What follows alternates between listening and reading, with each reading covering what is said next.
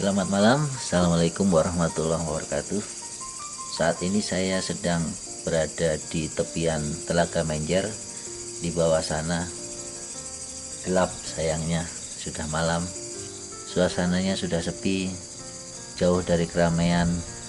Maka malam ini kita coba untuk melanjutkan bahasan kita tentang endometriosis. Kenapa sih saya suka sekali membicarakan endometriosis? Ya, karena endometriosis sangat sering saya jumpai dalam praktek sehari-hari. Kita akan membahas tentang apakah endometriosis itu harus operasi. Itu yang sering sekali ditanyakan pasien-pasien yang datang ke saya. Kista endometriosis adalah tumor jinak, bukan suatu kanker.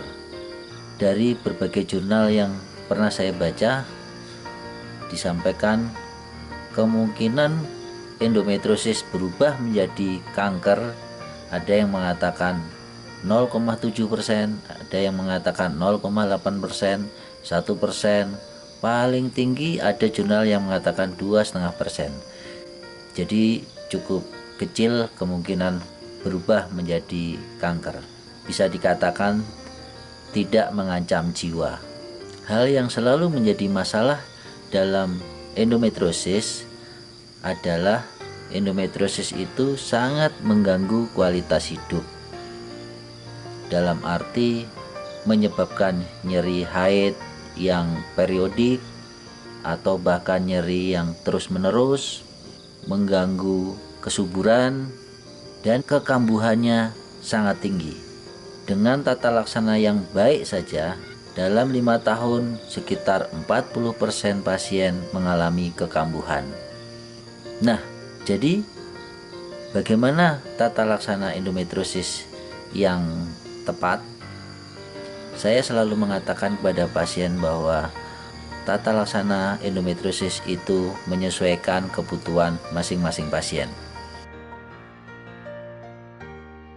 Yang pertama, bagaimana jika pasien dengan kista endometriosis belum menikah? Terapi kista endometriosis pada pasien yang belum menikah yang paling tepat adalah bukan operasi, tetapi terapi hormon jangka panjang menggunakan progestin. Yang paling murah dan mudah didapat adalah suntik KB 3 bulanan. Kemudian pilihan yang lain untuk pasien yang belum menikah yang bisa digunakan adalah pil Dynogest 2 mg. Aman digunakan untuk jangka panjang bertahun-tahun sampai menikah. Selama menggunakan terapi progestin tersebut, pasien umumnya tidak akan mengalami haid, sehingga tidak terjadi nyeri haid. Selain itu, pemberian progestin jangka panjang juga dapat menyebabkan peluruhan ataupun pengecilan dari massa endometriosis itu sendiri. Yang perlu dilakukan selama terapi jangka panjang adalah monitoring. Misalkan dilakukan pemeriksaan USG setiap 3 bulan ataupun 6 bulan sekali untuk mengetahui apakah endometriosis itu mengecil, menetap, atau bertambah membesar. Tentunya jika bertambah membesar, operasi. Bagaimana dengan pasien kista endometriosis yang sudah menikah dan menginginkan kehamilan? Paling tepat adalah melakukan operasi.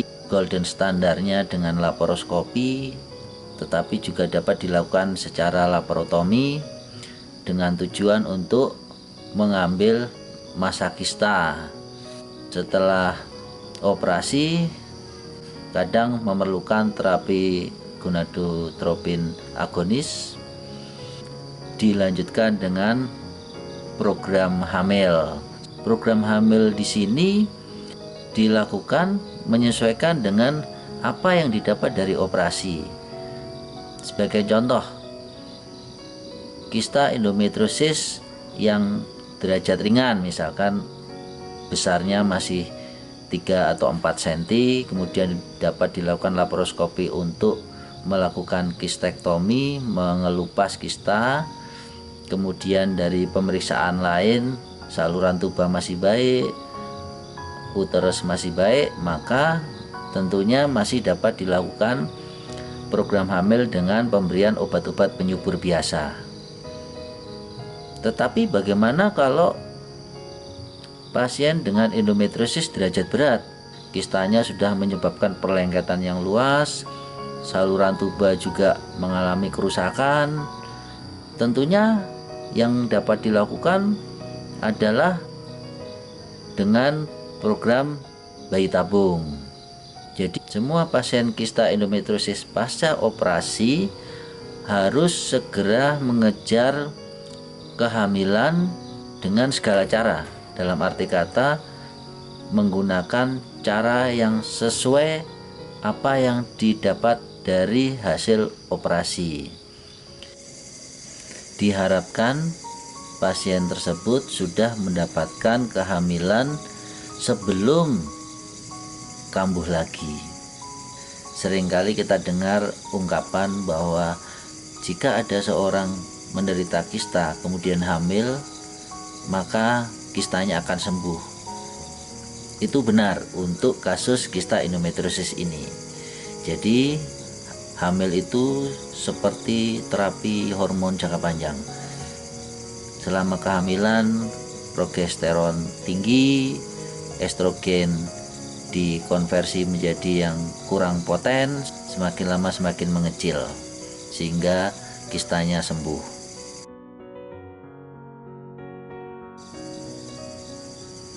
Nah, bagaimana jika pasien kista endometriosis sudah menikah tetapi tidak ingin hamil, misalkan sudah punya anak? Tentunya tata laksananya hampir sama dengan pasien yang belum menikah tadi, yaitu disarankan terapi hormon jangka panjang. Ini pilihannya lebih banyak, lu dapat menggunakan suntik KB 3 bulanan, pil Dynogest 2 mg setiap hari, atau pilihan lain adalah IUD yang mengandung hormon levonorgestrel, dipakai sampai pasien tersebut ingin hamil lagi. Jika ingin hamil lagi, lepas terapi hormon, kemudian segera program hamil dengan cara yang sesuai. Secara umum, terapi jangka panjang dengan progestin tersebut aman. Misalkan ada komplikasi pusing-pusing, pendarahan bercak terus-menerus, atau nyeri yang tidak teratasi, ya maka dapat dilakukan operasi radikal, misalkan dengan pengangkatan rahim dan kedua indung telur. Tetapi itu tentunya adalah tata laksana tahap paling akhir. Yang terakhir yang ingin saya bahas, bagaimana jika pasien yang sudah terlanjur menjalani operasi kemudian mengalami kekambuhan?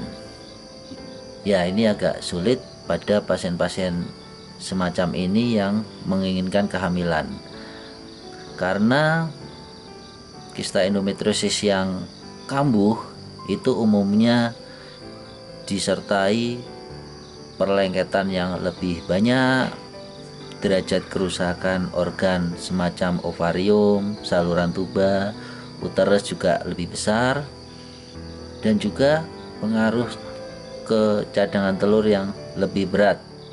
Untuk pasien-pasien semacam ini biasanya saya menyarankan untuk melakukan pemeriksaan cadangan telur terlebih dahulu, yaitu dapat dilakukan dengan pemeriksaan folikel antral dengan USG transvagina pada saat haid pertama atau kedua, ataupun dengan pemeriksaan kadar hormon AMH.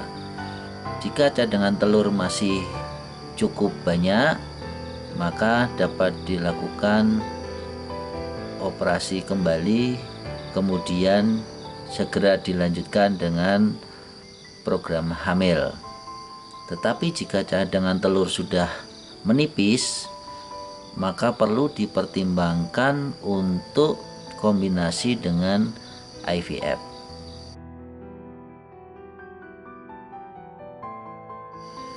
Sebuah pesan yang hendak saya sampaikan di akhir video adalah seyogyanya endometriosis itu dioperasi hanya 1 kali seumur hidup.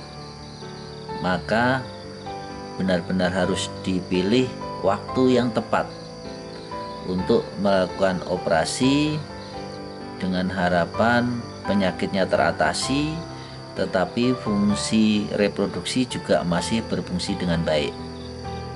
Lakukan operasi sedekat mungkin dengan usaha program kehamilan. Ingat bahwa endometriosis itu angka keganasannya cukup rendah, sehingga bisa dikatakan bahwa endometriosis itu tidak terlalu mengancam jiwa. Problem utama adalah nyeri dan gangguan kesuburan. Nyeri sebagian besar dapat diatasi dengan terapi hormon yang tepat. Yang perlu diingat yang lain adalah kekambuhannya yang sangat tinggi. Dalam 5 tahun, 40% pasien endometriosis mengalami kekambuhan. Segera program hamil dengan cara yang paling sesuai hasil operasi masing-masing. Nah, ini yang kadang sulit dimengerti oleh pasien. Kebanyakan pasien yang datang untuk operasi menganggap bahwa dengan operasi permasalahan kesuburan akan datang dengan sendirinya. Banyak pasien yang setelah operasi hanya menunggu dan menunggu datangnya kehamilan. Padahal begitu ditunggu kemudian tidak terjadi kehamilan lalu mengalami kekambuhan, maka akan lebih sulit lagi untuk program kehamilan. Maka akhir kata, bijak-bijaklah dalam menjalani terapi kista endometriosis. Ya, karena semakin malam udara sudah semakin dingin di sini.